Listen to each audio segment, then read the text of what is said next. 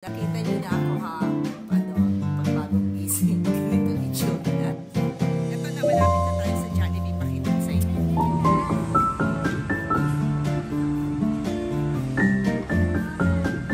Yung mga parking ng mga bike, personal bike. Kasi bawal na ito. Malaki siya. So nice.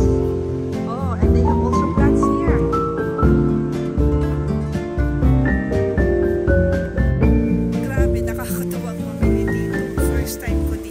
Bago lang to.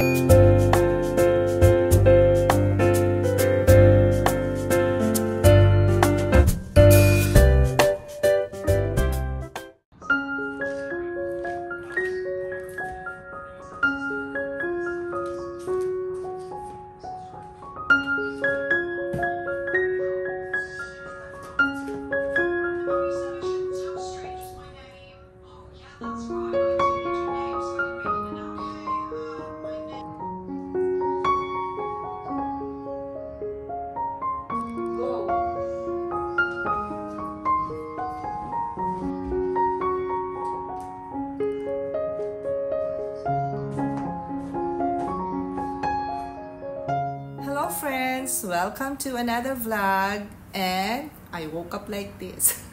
Kakagising ko lang, wala pang ayos, hindi pa ako nanuklay. Inayos ko lang ang ating bed. So, tinatamad ako ngayon magluto ng breakfast. So, sabi ko doon na lang kami sa Jollibee kakain. Kasi may breakfast naman silang siniserve doon. So, samahan niyo po kami sa araw na to. A day in my life again or days in our lives. So, nakita nyo na ako ha, pagbagong gising, ganitong itsura natin, maputla, walang kaayos-ayos. Eh, okay lang, hindi tayo nagpapa-impress. It's meron nagsabi niyan eh. Hindi naman tayo nagpapa-impress. Kaya, eto, para nakita nyo rin kung anong itsura ko bagong gising. So, ayun na nga. So, let's go na sa Jollibee. Magbibihis lang ako. Pero huwag na kayong sumama sa pagbibihis ko. Maglagay lang tayo nitong sunblock na from Korea. It's cold K kind. So, dalawang klase yung sunblock ko. Ito, at saka yung dinadala ko sa office, yung maliit lang. From din siya, Korea. Para diba? Yan lang gagawin natin. Tapos, siyempre, magkaunti tayo ng maglagay tayo ng lip balm at saka cheek tint. Natatamad kasi ako ngayon. Kasi nga, wala akong stock na Bala ko pa naman sana ngayon long silog. Kaso, wala akong stock ngayon na sa fridge namin. Kasi nga, nasira yung fridge nung Thursday. Ngayon, dadating pa lang yung technician na mag-aayos. Kagabi dumating na siya. Kaso lang may papalitan. Maglagay tayo nitong lip balm para hindi dry yung... Binili ko din to sa Lip It sa Thailand, sa Bangkok. And syempre ang ating lipstick. Ang ating Chanel na lipstick na regalo ng yung boyfriend ng anak ko.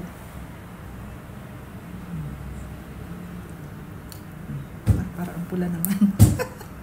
Okay na yan. Ayan, tapos na tayo. Konting cheek tint para hindi naman tayo maputla. Okay? Done. At ang aking everyday na mabango. Yung Benetton, mabango siya. Araw-araw. Pwede na.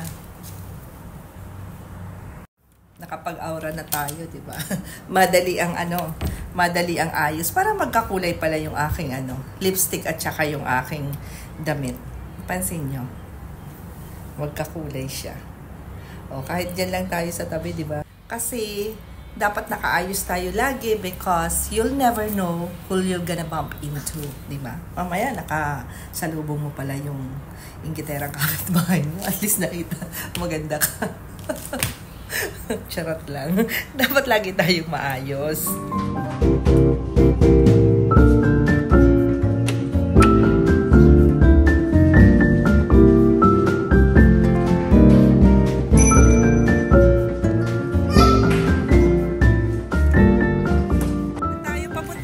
Jollibee.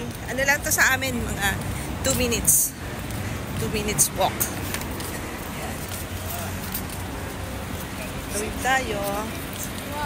Pakita ko sa inyo yung ano, yung dinalakaran namin.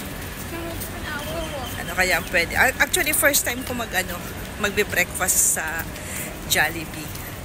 Dito dito. Kaya hindi ko alam kung ano ang mga breakfast nila, kung same din sa Pilipinas. Pero of course, no pork. Eto na, malapit na tayo sa Jollibee. Pakita ko sa inyo. Ayan ang Jollibee. Wait. Yun. Diba, lapit lang. Yung Abu Dhabi Mall. Isang ano lang. Ay, hindi. 2 tawid pala ng highway. Pero maliit lang. Yes, Jollibee. Sa Jollibee. Jollibee. Diyan ako namamasyal lagi. Kasi malapit. Medyo humid pero hindi ganun ka taas yun.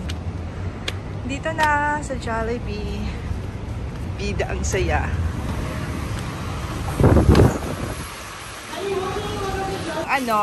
Cheeseburger. Oo. Ano lang siya yung without cheese, without mayo and ketchup. Cheese and burger lang. Only cheese. Yes. Fanta? Wait, kaya I will. Tapos Fanta. Meron.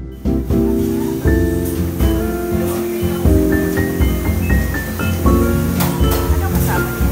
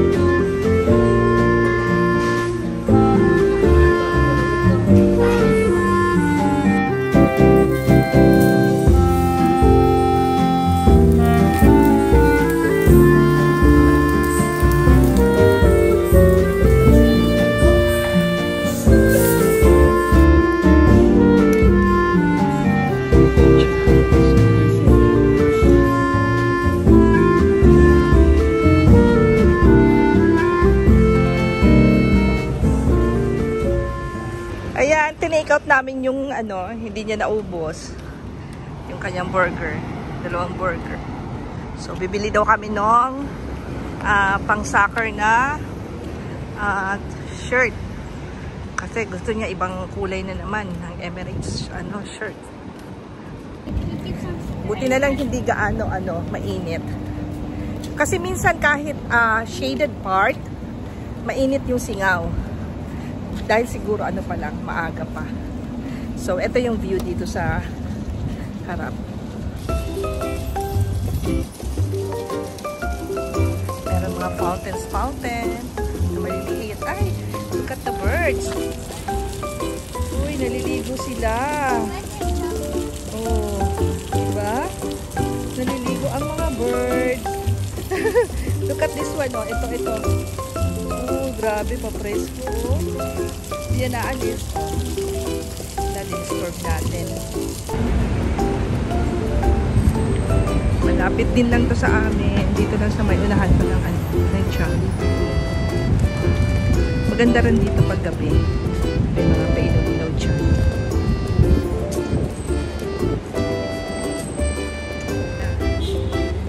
Gusto niya yung ganyan, jersey. Gusto niya bumili nitong mga pang-soccer. Gusto niya Emirates daw na black and gold. Yes. Ayan siya, Adidas siya. Kay Emirates.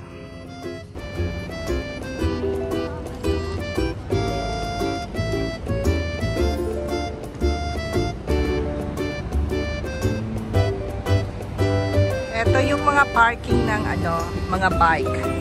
Personal bike. Kasi bawal na ipasok sa mga buildings, sa flat. Ayan yung bus. Punta tayo dito sa bagong shopping center. Hindi pa ako nakapunta dito. So, first time ko dito pumunta. Anyway, malapit naman dito sa amin. So, tingnan na natin. Makiusyoso tayo kung ano ang meron dito. Sana open na siya. Yaan ang Le Méridien Hotel. At meron pa fountain doon sa malayo. Yan, Grand Emirates Market. Sharon.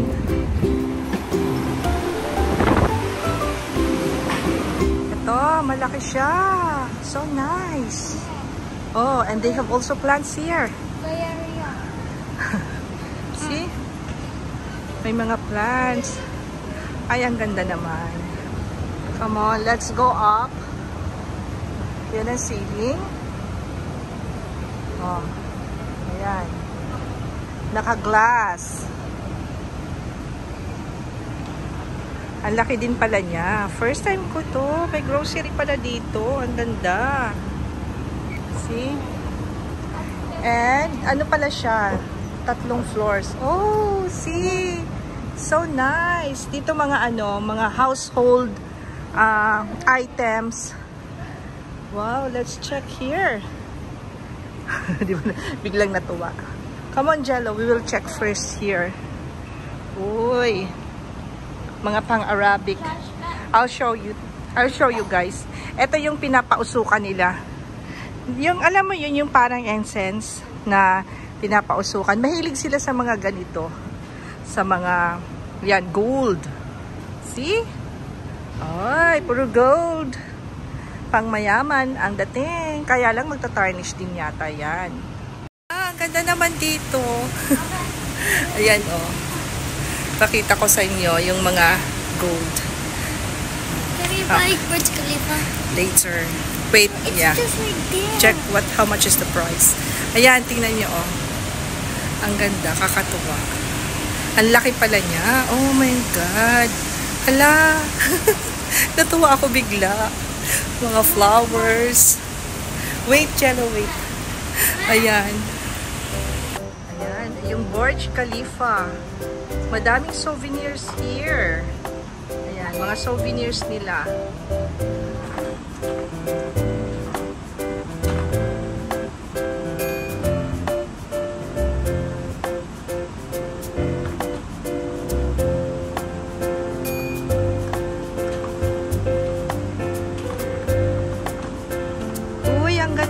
Flowers. Oh, parang cute. Hi, I like this one. Mahilig kasi ako sa mga ganito. And may ibang kulay. Maybe we'll choose another one, white. Para siya, combi siya ng white and pink. Ay, babae. Ayan, ang gaganda ng flowers. OMG, pang table arrangement ko, table setting. Meron din sila ditong mga baskets. Oh, ang gaganda. Parang electric fan. Maybe this one, no? Talagyan ng mga sibuyas. Ito din.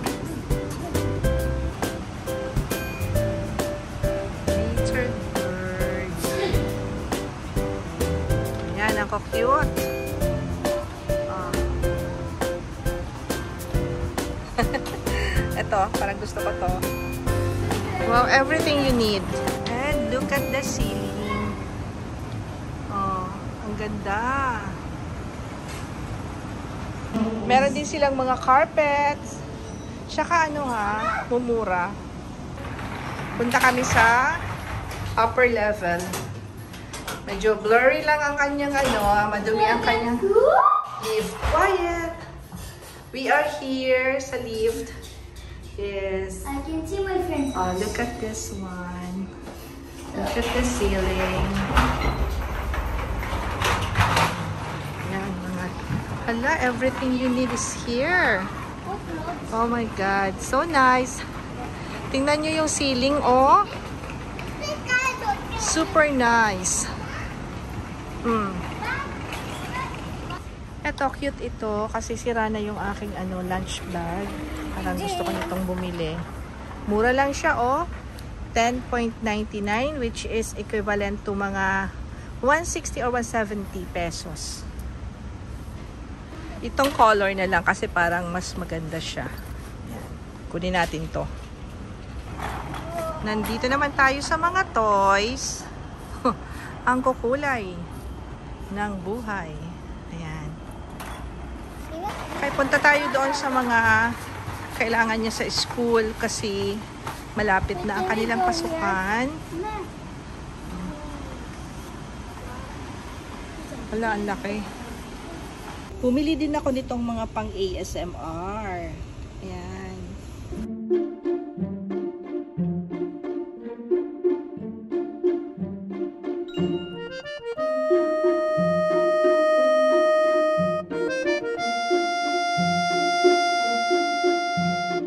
Ang cute din itong mga plates, parang mga Moroccan, no?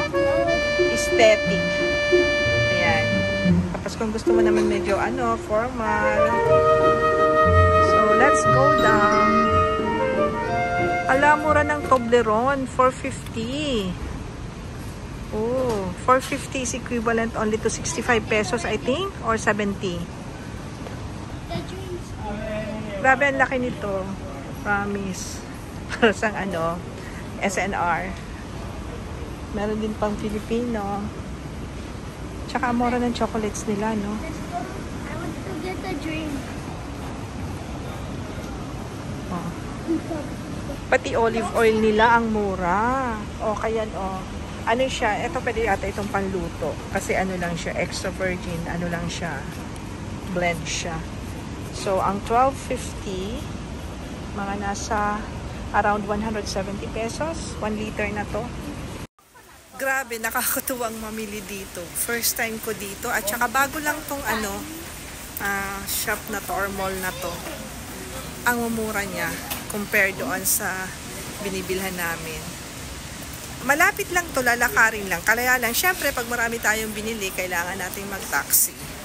So, daming pagpipilian. Bigla ako natuwa. Hindi ko naman balak ngayon mag-grocery dito. So, nag-grocery na din kami.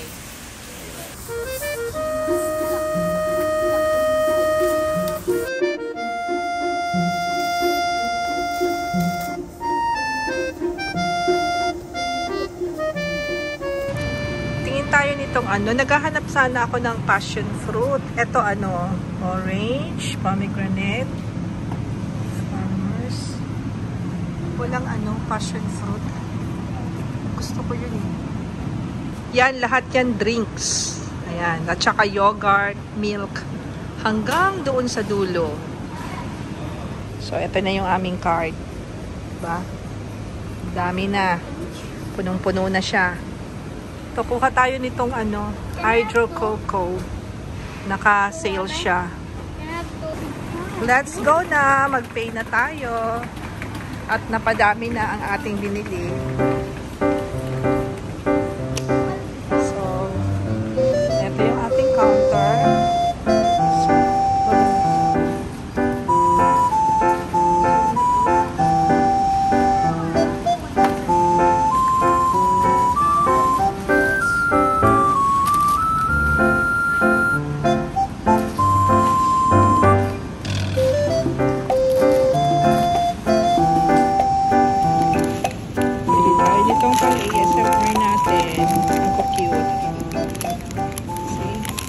Ayan ang haba ng listahan.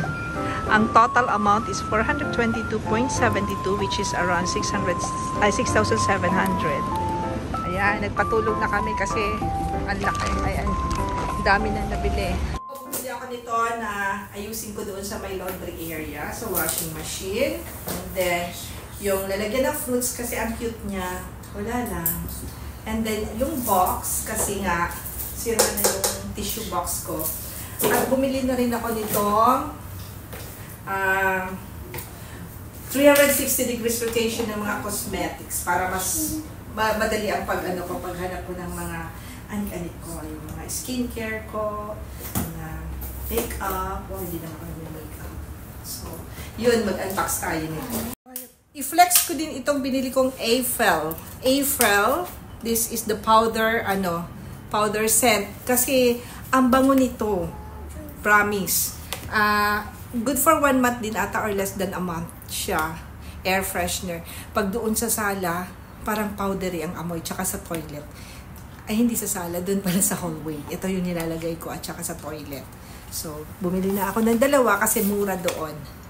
This is around maybe 200 pesos. Pero happy na ako dito kasi ang bango talaga niya. Itong mga pang ASMR. Kasi ang gaganda ang kukulay niya. So, gagawa na naman tayo ng ating mga ASMR. Ang cute. Pastel colors. And then this one, very colorful. Ito yung maganda pang ASMR.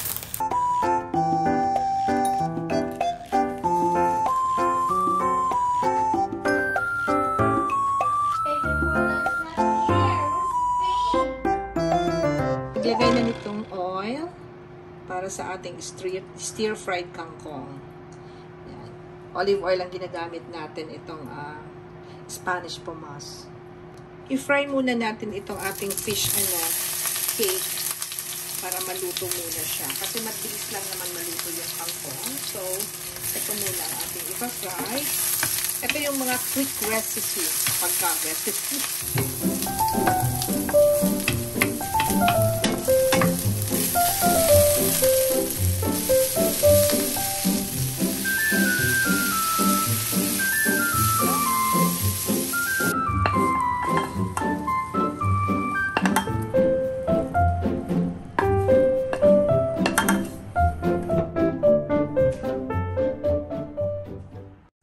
Ito na lang yung aking niluto kasi madalian. Kangkong, stir-fried kangkong with fish cake.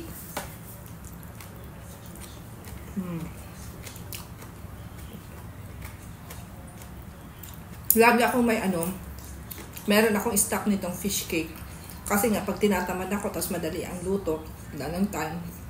Bilis lang, di ba? Kain muna tayo. Nagutom ako.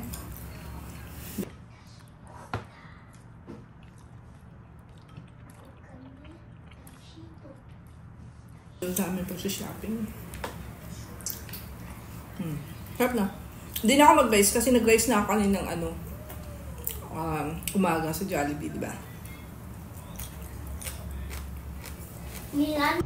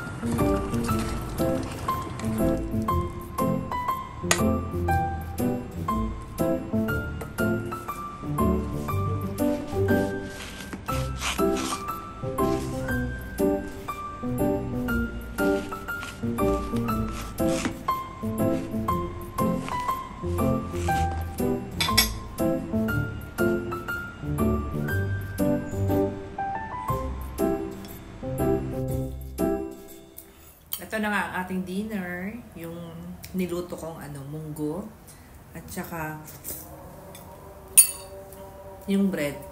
Ininit ko pala itong bread kasi syempre makunat siya. Oh. Sarap niya. Wala naman tayo masyadong ganap ngayon, no? Nag-shopping lang tayo, nag-unbox. And napaka-relax lang ng ating weekend.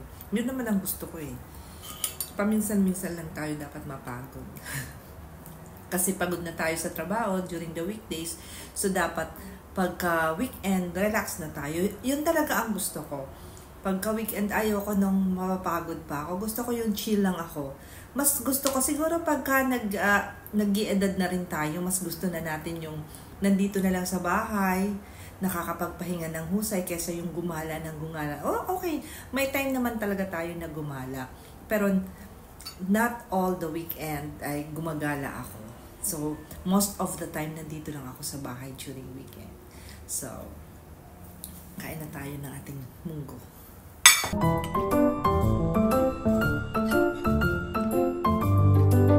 I-end up ko na po itong ating video and sana po wag kayong magsasawa sa panunood ng aking mga vlogs, especially itong ating mga A Day in My Life, now naman weekend diary. So thank you so much for watching and don't forget to like and subscribe to my channel and hit the notification bell for more upcoming videos.